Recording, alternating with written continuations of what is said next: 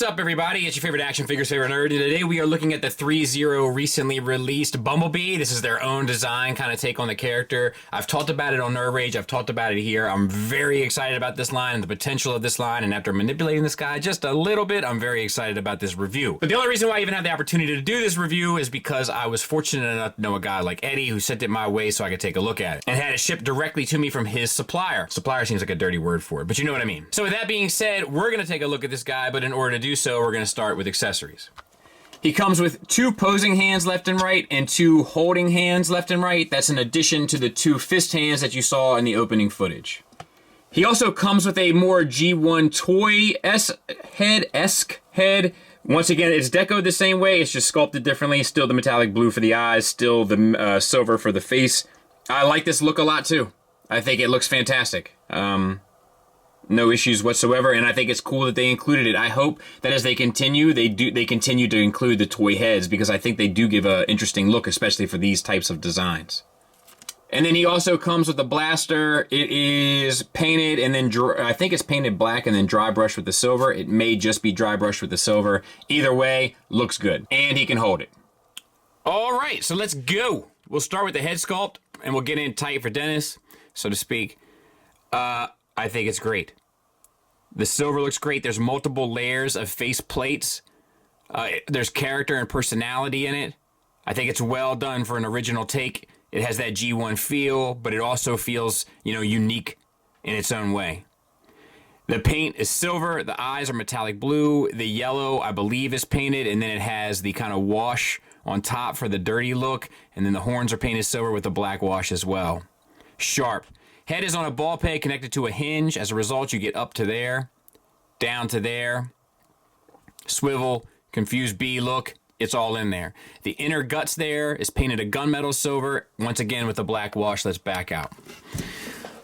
All right, so then we have the abdomen, torso area. We have the yellow. This might be a flat plastic, I'm not sure.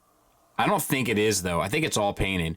The black line work is painted, the Autobot symbol's tampoed on, the windows are painted, the silver is painted and washed, the yellow has a wash around the edges and such to try to give a dirty look. Not a dirty look like somebody did you wrong in the supermarket, like took the last bag of crinkle fries, but a dirty look like it was in the war.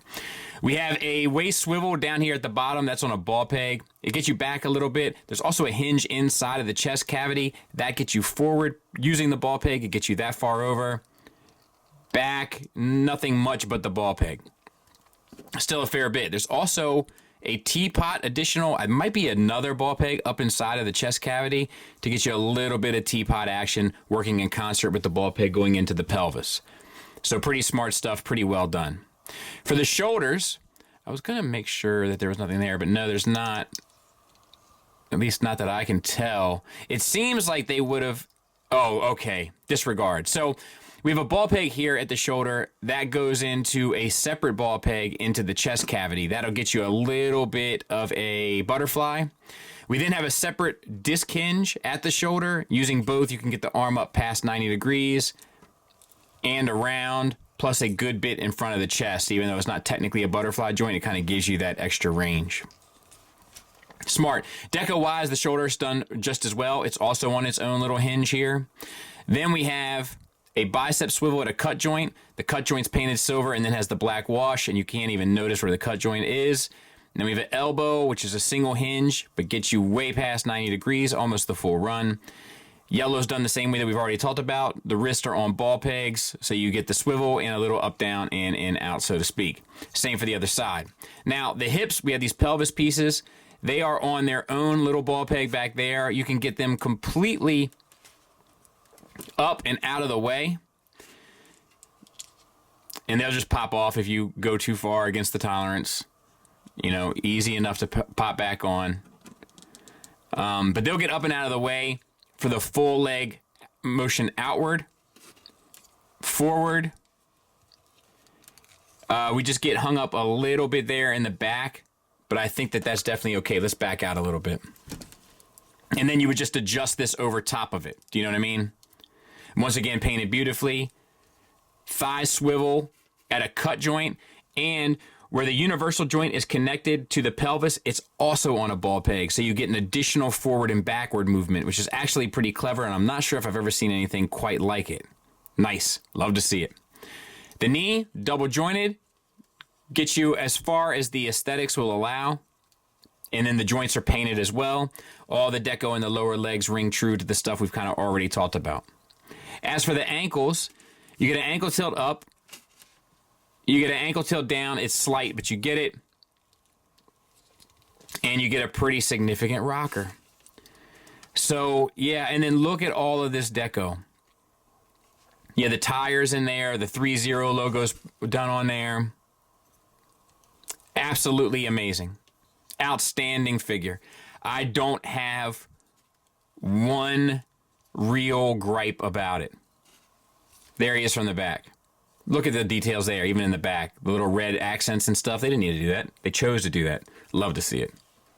Size comparison wise, there it is with the New Age Megatron and the Magic Square Prime Legends class. Just to give you an idea, if you collect Legends figures or, you know, you've been paying attention to the Legends stuff, it's larger than the larger Legends figures, but that's also to say not huge, right? And then perhaps to drive it home just a little bit further, there it is next to Blue Pool, a Marvel Legends standard 6-inch figure. So if the kind of bread and butter of this line ends up being Blue Pool size, he should fit in quite nicely. I can't tell you how excited I am to look at the rest of this stuff now. Very, very, very much so. Final thoughts wise, we'll start with the negatives, and this should be pretty short and sweet. I could use maybe a little bit more ankle tilt down, and I'd like to see them push the limits of the butterfly joint. But due to the fact of the extra hinge joint on the shoulder being able to move forward, I'm not even sure if that's really an issue here. I'm just trying to find something to say that this thing isn't perfect. But guess what? It's pretty close to perfect. Positives?